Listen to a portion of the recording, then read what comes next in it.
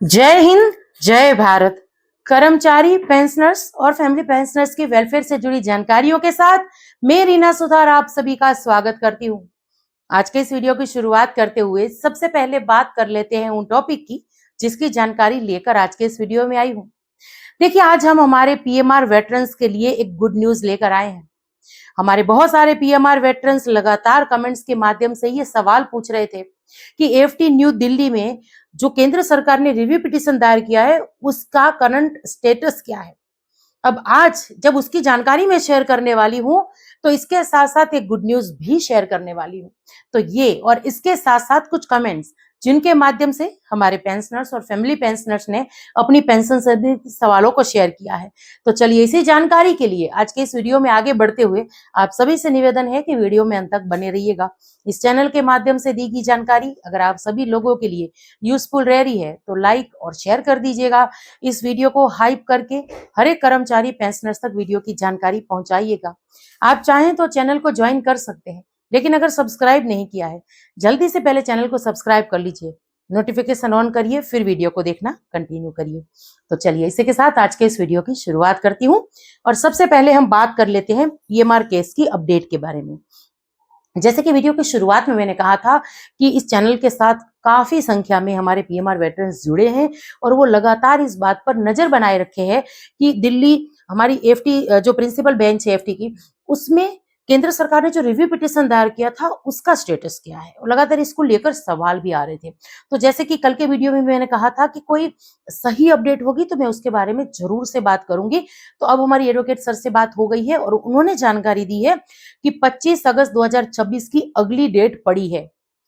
अब आप कहेंगे कि इसमें गुड न्यूज क्या है, ये तो फिर से डेट आई, लेकिन गुड न्यूज यहाँ पर यह है कि कम से कम सुनवाई हुई है। अभी जुलाई महीने में जो डेट थी 21 जुलाई की, तो उसमें सुनवाई हुई है और डिटेल में सुनवाई हुई है।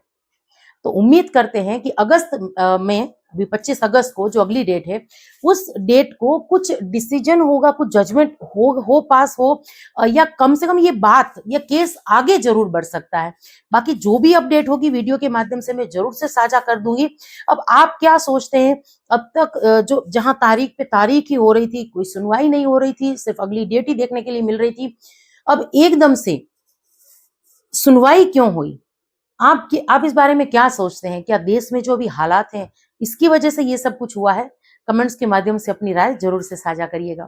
इसी के साथ वीडियो में आगे बढ़ते हुए हम कुछ कमेंट्स देख लेते हैं। देखिए, पेंशनर्स लिख रहे हैं कोरोना काल का डीए मिलेगा या नहीं मिलेगा। देखिए, हमें उम्मीद रखनी चाहिए कि कोरोना काल में केंद्र सरकार ने 18 महीनों तक जो महंगाई भत्ते को रोके रखा था उस पैसों का भुगतान जरूर से होगा। और ये उम्मीद की वजह यह है कि कर्मचारी संगठन या पेंशनर्स के जो संगठन है उन्होंने उम्मीद नहीं छोड़ी है, मांग लगातार जारी है। तो कभी ना कभी इसको लेकर जो है केंद्र सरकार को डिसीजन जरूर से लेना पड़ेगा। माननीय सुप्रीम कोर्ट भी देखिए इस ऐसे मामलों में क्या कहती है। माननीय सुप्रीम कोर्ट का ऐसे मामलों में कहना है कि आप कर्मचारी या पेंशनर्स का हक जो है उसको मार नहीं सकते, कुछ समय तक डिले जरूर हो सकता है, लेकिन ऐसा नहीं है कि आप बिल्कुल उस पैसों का भुगतान ही ना करें। तो आने वाले दिनों में हो सकता है कि ये एरियर का पैसा हमारे खातों में क्रेडिट हो। चलिए, इसी के साथ अगला कमेंट एक लिख रहे हैं कि मैम पीएमआर केस का क्या हुआ। तो अभी डिटेल में मैं इसके बारे में शेयर कर चुकी हूँ और लगातार 2-3 दिन हम इसके बारे में बात करेंगे ही। जैसे जैसे ये अपडेट हमारे साथ शेयर होगी हम डिटेल में इसके बारे में बात करेंगे कि सुनवाई के दौरान क्या हुआ और जो जज साहब थे उनका क्या कहना था ऐसे सारे मामलों में, या छोटी सी भी आशा की किरण अगर हमें नजर आई या जो भी होगा हम वीडियो के माध्यम से जरूर से साझा करेंगे। चलिए, अगला कमेंट है, एक लिख रहे हैं कि मैम जो नॉर्मल पेंशन है वही क्रेडिट हुई है जुलाई महीने में, एमएसपी या डीए कुछ भी इसमें नहीं मिला है, तो ये क्या सही है? देखिए, एमएसपी जो है वो आपकी बेसिक में इंक्लूड होती है, कहीं अलग से लिखी हुई आपको नहीं दिखेगी 2006 के बाद वालों के लिए। तो ये बात तो आप छोड़ दीजिए, जो आपको पेंशन आई है उसमें एमएसपी तो है ही क्योंकि वो बेसिक मेंबर्स है। बाकी रही बात डीए की, तो यानी कि डीआर की, महंगाई राहत की, तो वो पैसा जुड़कर ही आपकी पूरी पेंशन बनती है। पर अगर आप ये कहेंगे कि जो सोशल मीडिया में अभी जानकारियां आ रही थी या ये खबर फैलाई जा रही थी कि जुलाई महीने से 3% पेंशन में बढ़ोतरी होकर वो पैसा जुलाई से ही खातों में आएगा, तो ये जानकारी गलत थी। बार बार मैंने वीडियो में इसके बारे में बात की थी कि जुलाई महीने की पेंशन में किसी भी प्रकार की बढ़ोतरी नहीं हुई है। जो 3% की बढ़ोतरी हालांकि अभी कंफर्म है जून 2026 के AICPIW के आंकड़ों के बाद, तो उसका फायदा हमें सितंबर या अक्टूबर तक मिलेगा और 3-4 महीनों का महंगाई भत्ते का एरिया जो है वो हमारे खातों में क्रेडिट कर दिया जाएगा। पर कब? जब केंद्र सरकार इसको लेकर घोषणा कर देगी। चलिए अगला कमेंट है। एक लिख रहे हैं कि मैम नमस्कार, हमारे पिताजी की डेथ हो गई है और फैमिली पेंशन जो है वो सैंक्शन भी हो गई थी इस महीने 8 तारीख को। फिर हमने 11 तारीख को लाइफ सर्टिफिकेट जमा किया और डेट ऑफ बर्थ अपडेट की क्योंकि रिपोर्ट करते वक्त जो है गलत चली गई थी। फिर 17 को अकाउंट जो है डीएक्टिव हो गया और रिकॉर्ड में हमने बात की तो उन्होंने कहा कि हमने पीसीडीए को वगैरह को कह दिया लेकिन अभी तक एक्टिवेट नहीं हुआ, कुछ इस तरीके का इनका कमेंट है।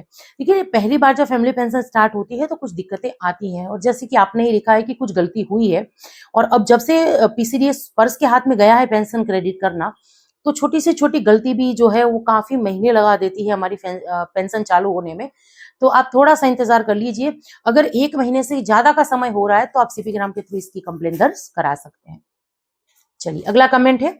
एक लिख रहे हैं कि जैन मैम मैं एक डिसेबल्ड डिपेंडेंट हूँ और अपने पार्ट 2 ऑर्डर में नाम बदलने के लिए मैंने जो है 2023 में डॉक्यूमेंट्स भेजे थे, जिसके लिए रिकॉर्ड ने भी जो है एसपी ऑफिस से वेरिफिकेशन रिपोर्ट मांगी थी।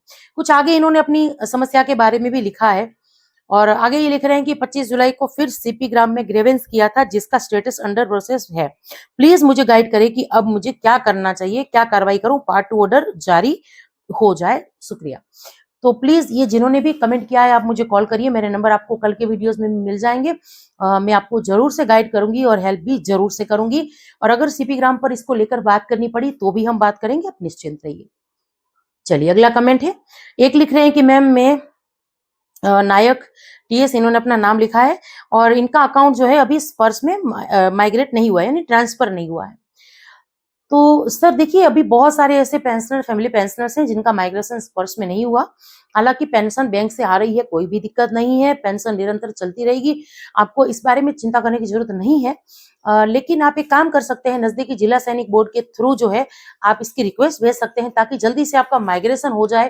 क्योंकि कई बार क्या होता है कि डॉक्यूमेंट्स अगर गुम हो गए या कुछ इस तरीके की दिक्कतें भी सामने आ सकती हैं, तो आप माइग्रेशन के लिए जो है एक बार आवेदन जरूर से दे सकते हैं। बाकी जब तक पेंशन आ रही है सही से बैंक से इसको लेकर कोई दिक्कत नहीं होगी। जैसे ही आपका नंबर आएगा रिकॉर्ड जो है आपका सारा डिटेल जो है वो स्पर्श पीसीडीए को भेजेगा और आपका माइग्रेशन हो जाएगा। आपको बस एक बात का ध्यान रखना है कि जो आप नंबर है आपका, जो आपने रिकॉर्ड या बैंक वगैरह में दिया है, पीपीओ वगैरह में लिखा है, उसको आपको चालू रखना है। ऐसा ना हो कि आपका माइग्रेशन हो जाए और उसकी जानकारी आपको ना मिले। तो एसएमएस की सुविधा वगैरह उसको चालू रखिए ताकि जब आपका माइग्रेशन हो वो मैसेज आप तक सही समय रहते पहुंच सके। चलिए अगला कमेंट है। एक लिख रहे हैं कि ये सीआरपीसी से रिटायर है और 30 साल की इनकी सर्विस कंप्लीट हो गई है एएसआई रैंक से। तो सितंबर 2019 में ही रिटायर होकर आए थे और बेसिक इन्होंने लिखी है 20,800 रुपए। आगे ही लिख रहे हैं कि 30 साल की सर्विस पूरी है और एमएससीपी इनको नहीं मिली है, तो कंप्लेन कैसे करें। तो आप इसके लिए जो है सीपी ग्राम पर कंप्लेन दर्ज करा सकते हैं। वो डाटा वगैरह चेक करके आपको इसके लिए जो है आपके विभाग की तरफ से जवाब मिल जाएगा, खुद ब खुद जवाब मिल जाएगा। आपको सिर्फ सीपी ग्राम पर कॉल करनी है 1800111960, आपको जवाब मिल जाएगा। और दूसरी बात की कार्रवाई भी खुद ब खुद इसमें हो जाती है। एरियस वगैरह का जो भी बकाया है खुद आपके खातों में आ जाता है, अलग से कहीं कंप्लेन करने की जरूरत नहीं पड़ती है। तो सीपी ग्राम के नंबर भी अभी मैंने शेयर किए हैं। जिन्होंने भी सीपी ग्राम के नंबर नहीं अपने पास लिख कर रखे वो भी लिख कर रख लीजिए अपने आसपास, अपने जो साथी भाइयों तक, हमारी फैमिली पेंशनर्स बहनों तक इस नंबर को पहुंचाइए ताकि सबकी भी मदद हो सके। तो चलिए यही कुछ जानकारी थी जिसको लेकर आज के इस वीडियो में आई थी। अब यह सारी जानकारी आप सब लोगों को कैसी लगी कमेंट्स के माध्यम से जरूर से शेयर करिएगा। इसी के साथ आज के इस वीडियो से विदा लेती हूँ। जय हिंद।